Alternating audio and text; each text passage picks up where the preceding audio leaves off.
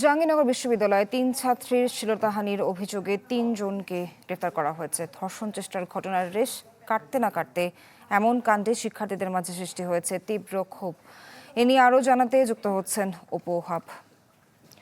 অপু, এখন কি চলছে সেখানে এবং শিক্ষার্থীরা কি বলেছে সবশেষ জানাবেন। Furniture just smarter, JMG furniture.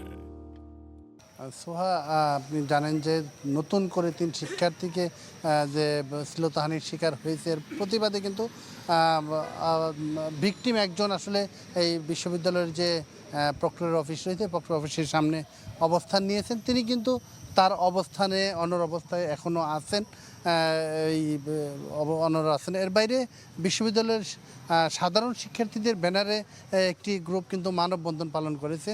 তারা বিক্ষোভ মিছিল করেছে যে তারা বলছিলেন যে শিক্ষক এবং ছাত্রের যে সম্পর্ক আন্দোলনের মাধ্যমে যেন সেই সম্পর্ক নষ্ট না হয়, এমনটি তারা দাবি করছিলেন।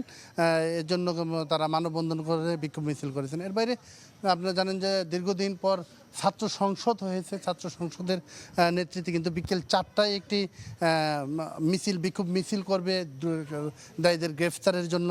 কেন এখনও গ্রেফতার হয়নি এর প্রতিবাদে কিন্তু তারা মিছিল করবে। এর বাইরেও এখানে এই আন্দোলনরত শিক্ষার্থীর সাথে বিশ্ববিদ্যালয়ের উপাচার্য এসে দেখা করেছেন, কথা বলেছেন, তাকে আশ্বস্ত করেছেন যে তাদের যে কাঙ্ক্ষিত বিচার সেটি দ্রুততম সময়ের মধ্যে পাবেন, এমনটি তারা বিশ্ববিদ্যালয়ের উপাচার্য নিশ্চিত করেছেন।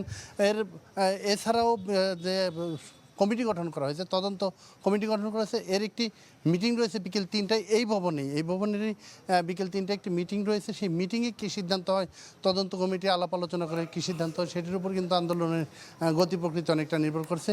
তো বিশ্ববিদ্যালয়ে নানা কর্মসূচির মাঝেও বিশ্ববিদ্যালয়ের যে পরীক্ষা এবং শ্রেণী কার্যক্রম সেটি চলমান রয়েছে এবং স্বাভাবিক কার্যক্রম চলমান রয়েছে। আগামী 21 তারিখ থেকে মূলত ঈদের ছুটিতে যাচ্ছে বিশ্ববিদ্যালয়। সোহা, ধন্যবাদ আপনাকে। জাহাঙ্গীরনগর বিশ্ববিদ্যালয় থেকে সবশেষ জানাচ্ছিলেন সহকর্মী অপু ওহাব।